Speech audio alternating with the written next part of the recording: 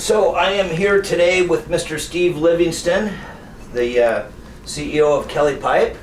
Today is June 19th, 2019. Good morning, Steve. Good morning, Randy. How are you doing, good sir? Very good. So did you just come in from Denver here yesterday or today? Actually, I drove up from Boston. Oh, you did? Yeah. Steve, I want to thank you for coming.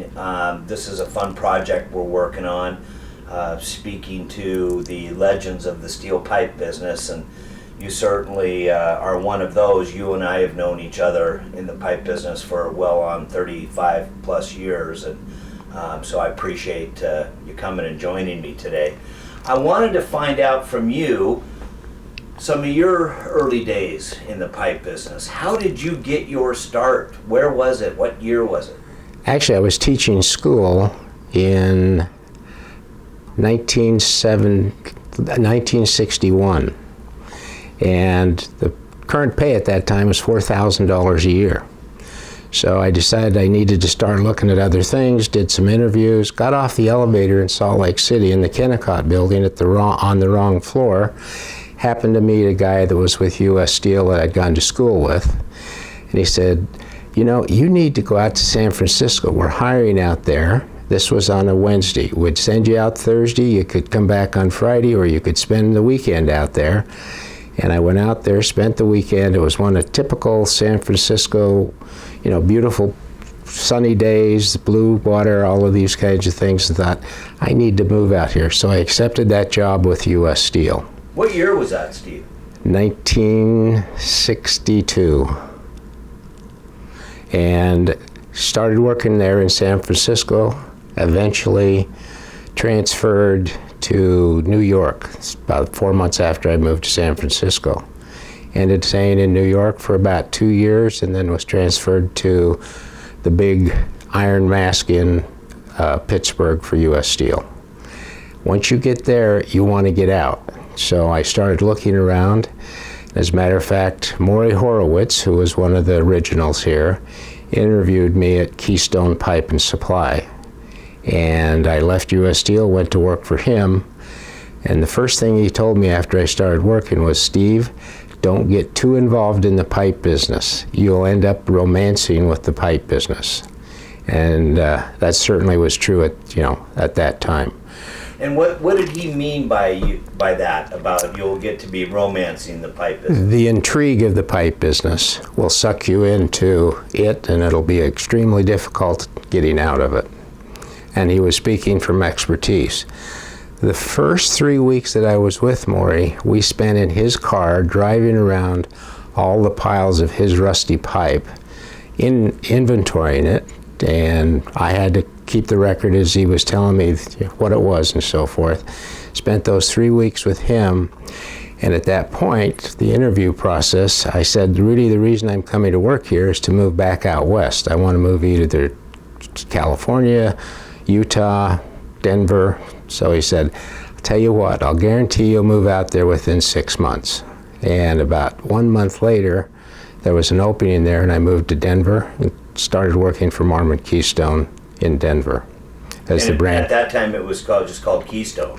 Actually, it was Keystone Tubular Service. Keystone Tubular Service, which eventually was changed to Marmon Keystone after they sold it to the Pritzkers, and stayed there for, actually, it was about 3 years. It was, in that period of time, the early 70s, it was extremely profitable. We took that part of the company from about $300,000 to $3.5 million in profit per month. So it was extremely profitable.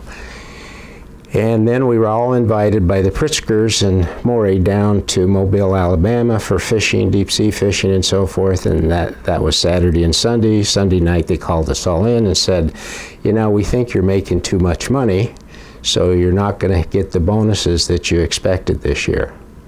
So at that point, I decided, geez, this is such an easy business. I'll start my own business, which ended up being Pioneer Steel and Tube Distributors. Out of Henderson, Colorado. Henderson, Colorado, correct. I remember being in that office.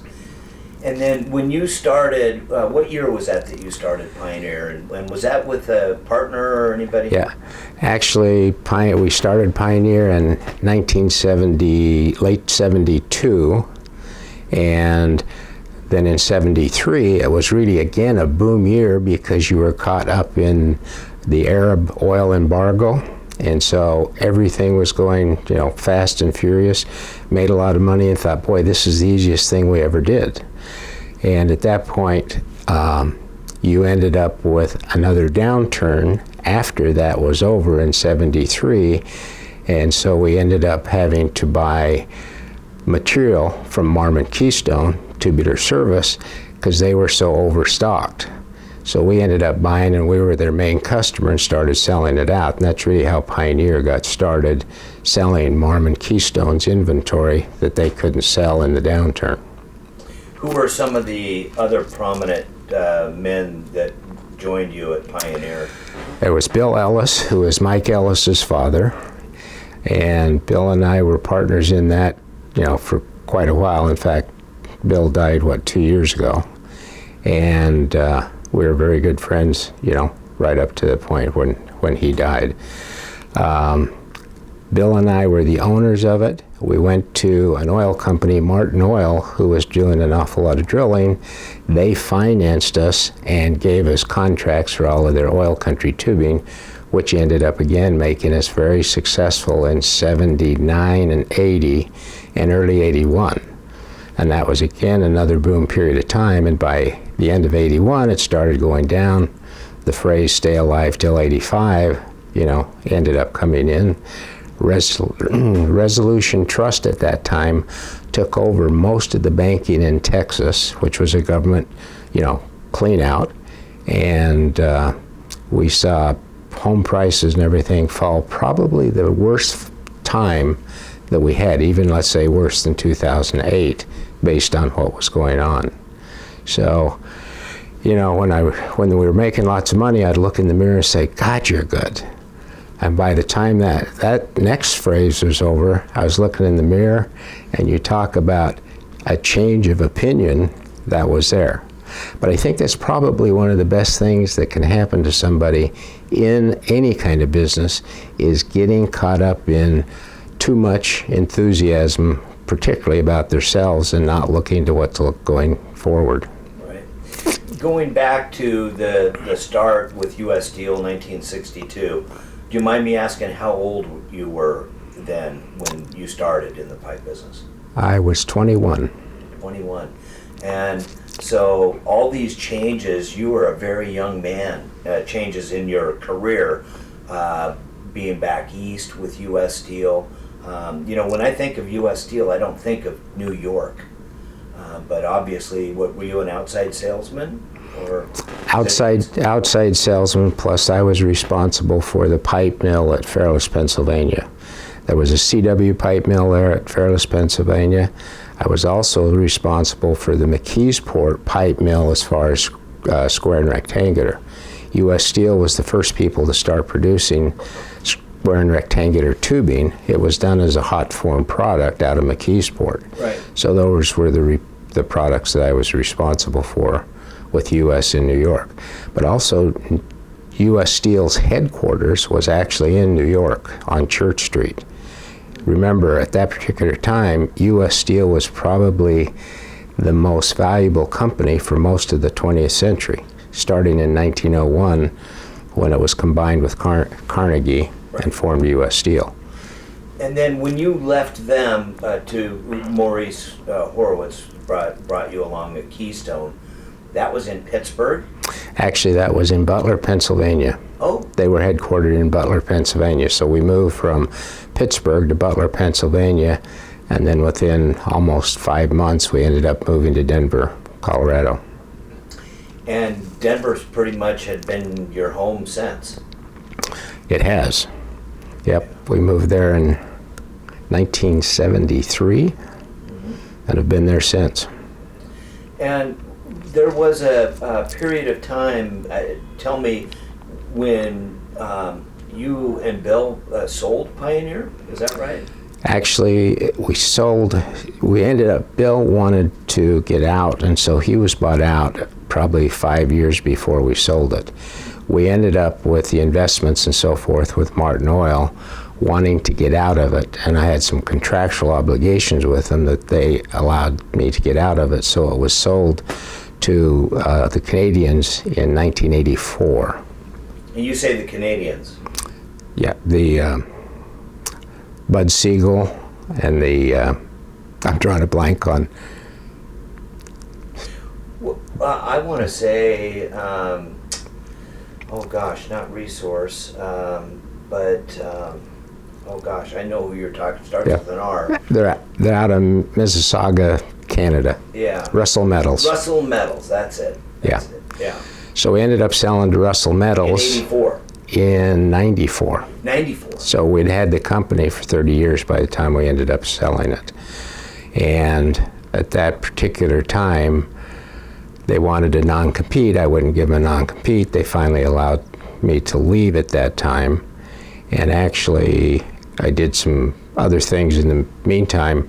And in 1996, Cullen King and I started Resource Pipe. So in 96, Resource Pipe was started, and then it came through progress through 2001, and in 2001 we were approached by Edgen Metals to buy it, which we agreed to do. So in 2001 was the first time I ever had a non-compete that was nailed in place, and they paid me so much money starting in 2001 to not compete. In 2002, Dan O'Leary called me and said, "We don't think you'll get back in the business. You're too old for it. So your non-compete is going to end as of now. You won't continue to be paid." So actually, I was back east at our place back east, and got on a plane the next day. Ended up in Tulsa, Oklahoma, talking to Red Man Pipe and Supply about going. I needed to get something going really quick. So they said, "Okay, let's sit down next week, we'll decide what to do." So I left that then and went down to Houston, talked to Dixie Pipe, Jim at Dixie Pipe. He said the same thing, we'll do this next week. Let me kind of figure out what we're gonna do. So I got back on the plane, went to Los Angeles and talked to Earl and the Shapiros, Bernie Shapiro. The Kelly Pipe guys. Right. And at that point, Bernie said, "Okay, let me draw up a simple contract. Here it is. Will you sign it today?" So I ended up that day having a job after being told probably 4 days earlier that my non-compete ended with Edgen, and they didn't think I'd get back in the business. The one thing I can tell anybody in any business is don't challenge your people who have left to get back in the business. So that was, at that particular time, was in late 2002, and started working with Kelly. They asked me to open the branch in Denver. It's just so happened that Pioneer owned the building that we needed, so we ended up buying that building back from Pioneer, and Kelly Pipe, that's where the Kelly Pipe Yard is today. Fantastic. What a great story, and you've been with Kelly Pipe ever since. Exactly. Tremendous. The Shapiros were tremendous people. The people that worked for Kelly, they really had tremendous people that worked there, starting with Earl Cohen. Earl was extremely knowledgeable, trained an awful lot of people, and it was a pleasure to work for them, and we really did a pretty good job. The company over that period of time moved from in the 80 million range up to 250 million in sales.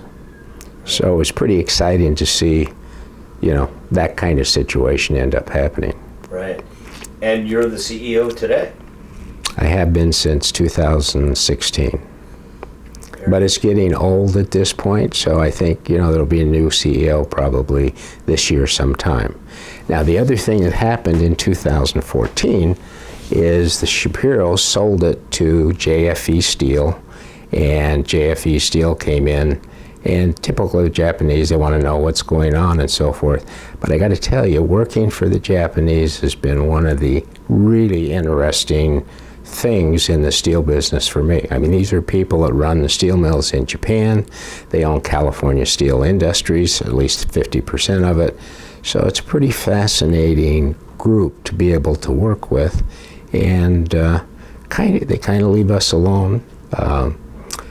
They were very instrumental in helping us buy the property from the Shapiros, which the Shapiros, they are property owners. They generally never sell property. And finally they agreed to sell it, but it was for 22 acres. They sold it for $43 million. $43 million for 23 acres. And the Japanese, came up with the money to do it. So actually now our goal is to have more and more of our offices owned, because the Shapiros still own about eight of the different offices around the United States. And the one you're referring to is at the Santa Fe Springs? Yes. On Bloomfield Avenue? Right. Right, yeah. That's prime real estate. 6 days after we bought it, we were offered $60 million for it. That's a hard thing to turn down, but we have to turn it down. We have to be there. So. Right. That's some great stories. And anything that you would like to share regarding working with the Japanese? I've never had anybody tell me, the differences working with Japanese steel company, versus a U.S.-based company. Well, it's kind of interesting looking at my time with U.S. Steel and the way they did. And if you look at the way U.S. Steel did, when I was working for them, they instituted 13-week vacations every 4 years, plus your normal vacations. And all of this was instrumental based on how the unions were putting pressure on the steel companies at that particular time. So U.S. Steel ended up, in severe problems because of all of the giveaways that they ended up doing. And if you look at the Japanese really have more of a partnership with their employees. So as that partnership, you wear the same uniforms, you can talk to anybody, it doesn't matter, what it is. They are long-term thinkers when you begin to look at that. U.S. Steel and most of those kind of companies are not. If you look at U.S. Steel stock today, I think it's about $10 a share. In fact, if you look at the Wall Street Journal, they just shut down 2 blast furnaces. One up on the lakes and the other one down in Illinois. So, and if you look at that, the period of time that I was with U.S. Steel, U.S. was, for most of that time, the largest company literally in the world. Started out as a $1 billion company and continued to grow in all kinds of things. But at the same time, U.S. Steel probably had a market value of maybe $30 billion, 28 to $30 billion. At the same time, Nucor had a market value of about $600,000 to $800,000.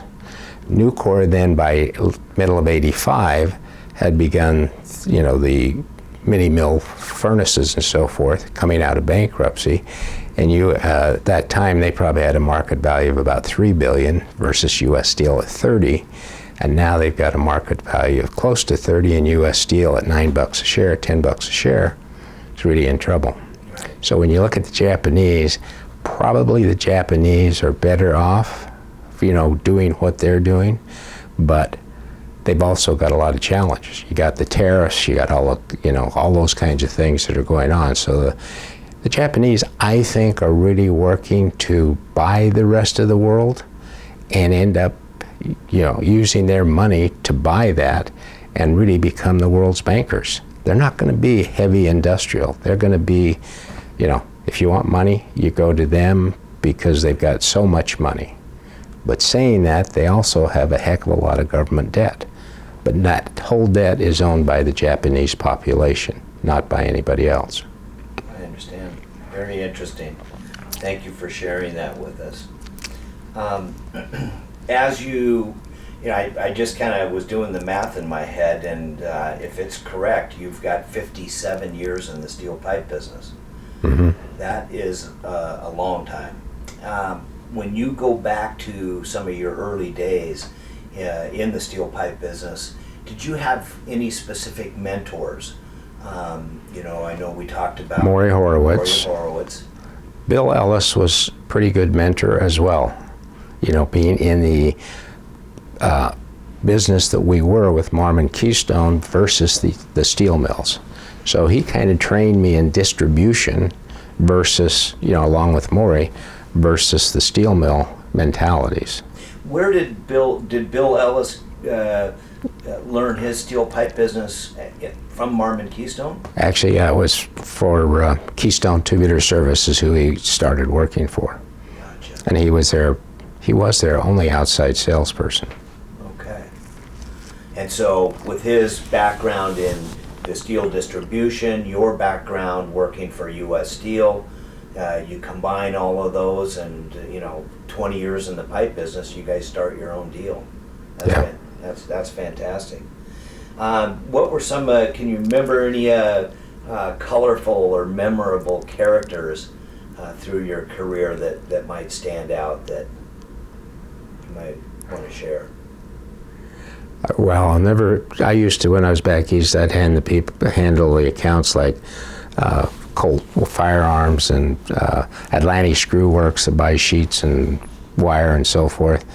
And one time, Atlantic Screw Works sent me a check for, I think it was $300-something payable to Steve Livingston. Now, how do you explain that to the CFO of U.S. Steel, who is one floor up from where I work, and have to take this check up and say, I have to endorse this over to you? And it was a mistake that at that time I thought I was going to get fired because they were thinking, what's this guy doing to do that kind of situation? Right.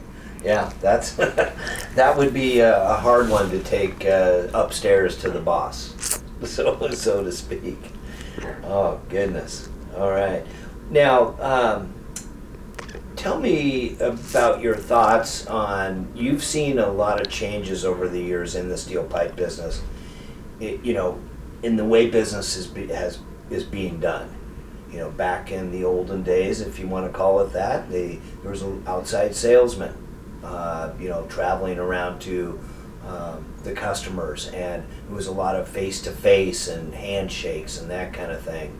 And the technologies that changes. Three martini lunches, et cetera, et cetera. Right. Yeah. Right. And whereas we've seen all the changes, technological changes over the years. What are some of the things that stand out to you in regards to those types of changes that really made a difference in how we do business? Well, I think, there's always been, in the last 50 years, 60 years, excess product in the market. I mean, it's just a product that's in excess. So the technology that's really helped is primarily, I think, the change in attitude about people and the people that work for you and so forth.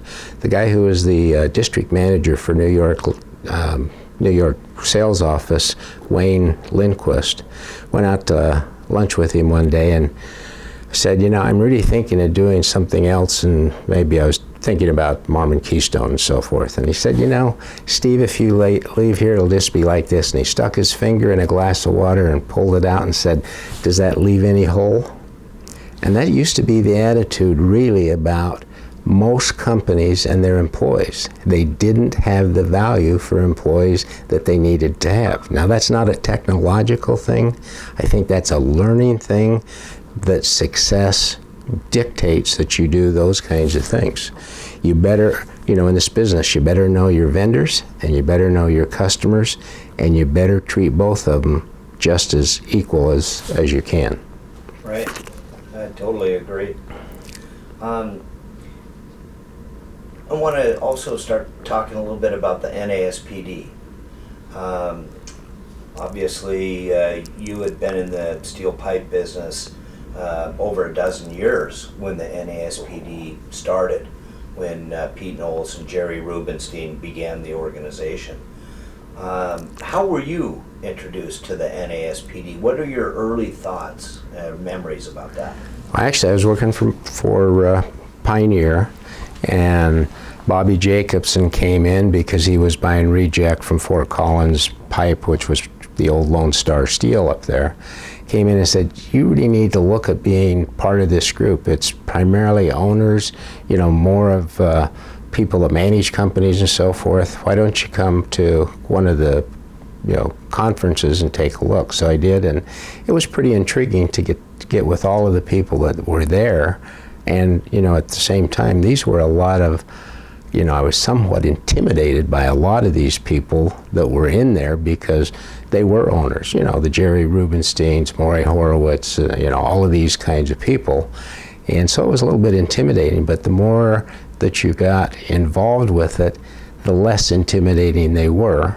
And it became... Year, if you don't mind me interrupting, what year, do you remember about what year that was that Bobby talked you into coming to your first meeting? Gosh, it was probably in 77, 78, something in that kind of range. Yeah. And you had, like you said, Pete Knowles and those kinds of guys. And did you meet new people there that you didn't? Absolutely. I never forget Pete Knowles' favorite thing was, good to be with you. Every time he left one of those conferences, he'd shake your hand and say, nice to be with you or good to be with you. That was the way he ended up leaving. Right. So yeah, there were an awful lot of really good people. It was, quite frankly, at the very beginning, it was it was intimidating, but at the same time, how good did they keep their people as well? Because at that point, the managers, the owners and so forth, it was one of those things about, like Wayne Lindquist, sticks your finger in the water, it doesn't leave a hole. So people moved around downstream of that quite a bit. And I think that great change in that organization has been these kinds of things like you're doing this afternoon. How do you train the next generation? Who wants to be in the steel business when the steel business is like it is on an ups and downs? I mean, the volatility is probably the greatest volatility that you have is in that commodity kind of business. Right. And I remember, my first meeting at NASPD was 1987, and I remember you were already very active, in regards to the leadership of the NASPD at that time and in through the mid to late 80s and on into the 90s. Yeah, the people at that time were Ari User was there. Van Leeuwen. Yeah. So there was a lot of difference because when you look at the beginnings, it was mostly homegrown U.S. people, and then all of a sudden you had a lot of these people from actually all over the world that began to be in that organization. Right. Fantastic. It was a tough time during the mid-'80s, though. I mean, when you look back at the mid-'80s in the steel business with resolution trusts, the bankruptcies, I mean, the mid-'80s were the cleaning up the past sins of the steel industry in the United States in bankruptcies and all kinds of things. So it was a lot of turmoil.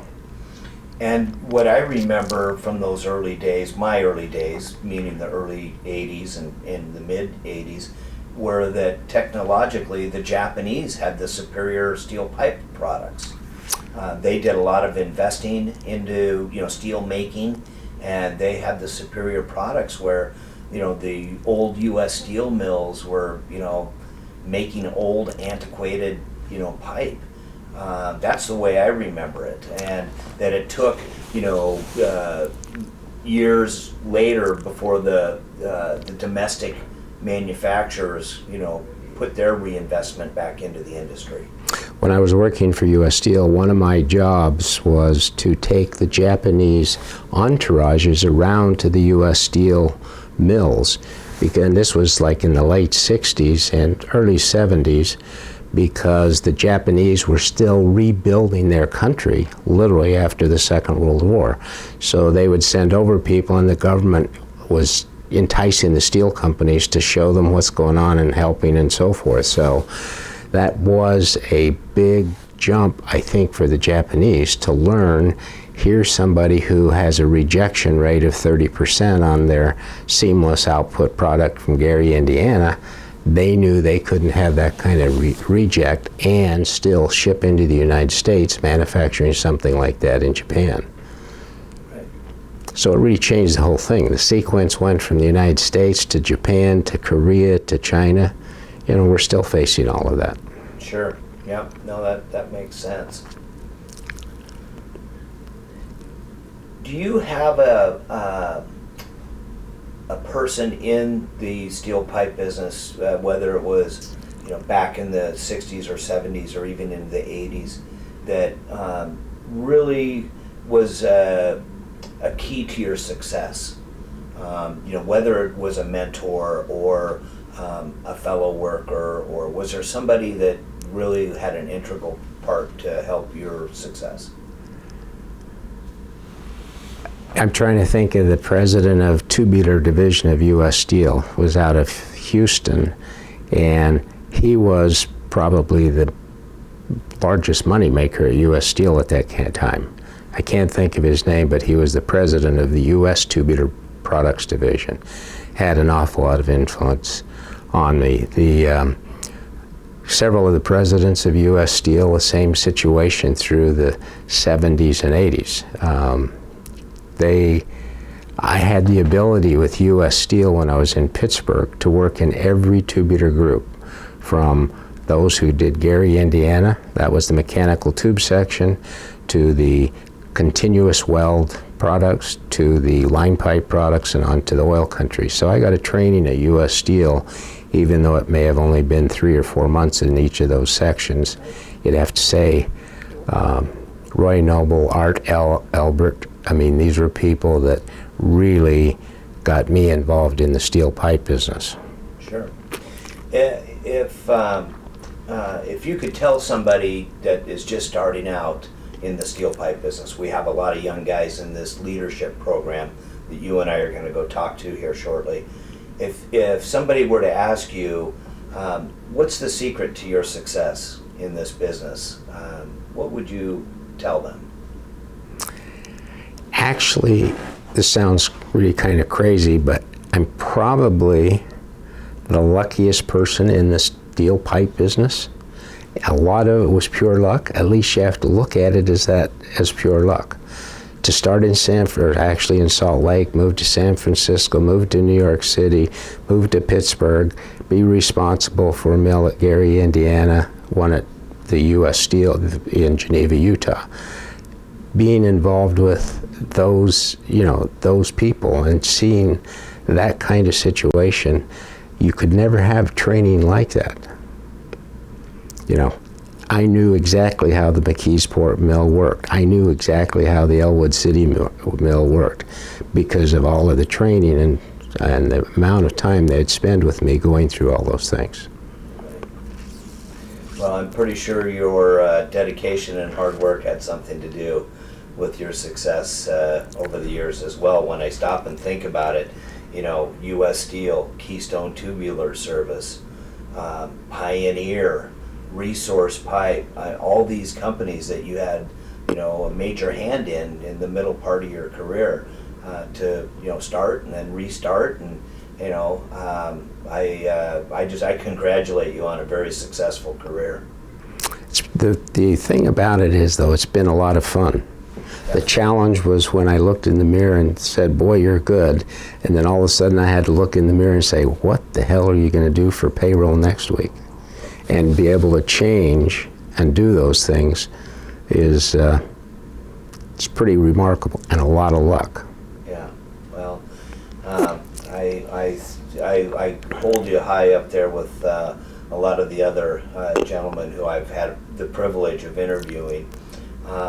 If I can, we've got a few more minutes, and I wanted to ask you a little bit more about maybe the fun times, you know, maybe some of the places that the NASPD has taken you over the years, places that you've enjoyed going or meeting with friends, etc. It was all, I mean, it's always a great thing to get together with the group at NASPD. Calgary, Canada, when they had the summer things up there, as far as all that was a tremendous experience to go to, the Canadian, be able to go to Banff, Canada, and take off and do all those other things. So I think the key to the meetings is to make sure you got the people that will look at their people that are attending and saying, hey, you can look at this and see how much it does, but you can also then take off and go Banff, Lake Louise, Jasper, do some of these other things. What other than you mentioned the Calgary meeting that we had back in 1987, that was a summer conference, 1987. Or no, gosh, I take that back, 1989. It was a summer conference, 1989. I remember because my daughter was just born. But what are any of the other destinations that stick out in your mind? Did you ever attend the ones down in Cancun, Mexico, or Acapulco, or the Bahamas? Never did go to those because they were kind of pre that period of time when I was really involved in the, being the president and so forth. San Francisco is always a great place to go. Los Angeles used to always be a great place to go, or San Diego. I mean, we've had it there several times at San Diego. I think really for the organization, Houston's a great place to have it because you've got so many people coming and so many things to do. If your people that are involved in it will let you see it.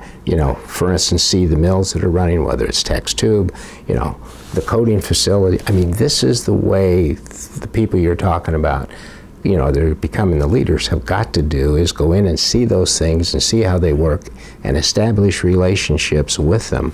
So it's not just the relationships you have directly with the people at the NASPD, but it's with an awful lot of these other, the guys that are in the coating applicators conventions and, those kinds of things. Sure. Well, thank you very much. Before we wrap this up, I wanted to ask you, is there something I didn't ask you? Is there something you wanted to share with everyone before we finish up? I think, looking at all the people that I've either worked for or formed and so forth, the answer to the biggest question, how do I make this work, is the people, and not just the people that work for you, but the people that work at your vendors who you deal with, that work at your customers. I mean, this is, people, used to say, hey, internet's going to take you all out of this business and so forth. This is still a real people's relationship. Relationships may not get you all the biggest orders, but it does give you an opportunity to learn for the future. So relationships, I think, are more about a learning process for the future than it is about doing something this afternoon to get an order or something. Sure.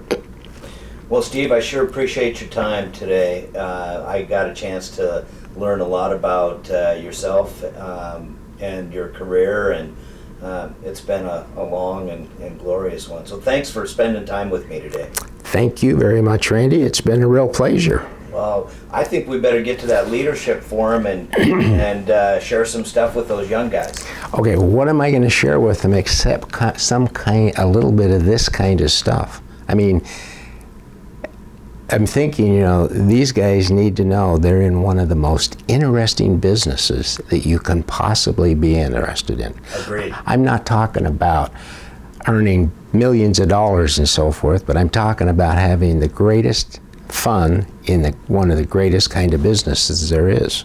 I agree. And I think just you and I sharing, our experiences and those thoughts right there, I think will go a long way. So I think we do exactly that, to let them know how we feel about it and where we've been along in the journey, and sharing our experiences and how we went about doing things. I do know that these young guys really just want to soak up that knowledge that they can't read about on the internet, or that they can't read about in training manuals. So I know that they just like to talk to us. So we're going to do that. Sounds good? All right, my friend. Thank you, If- sir.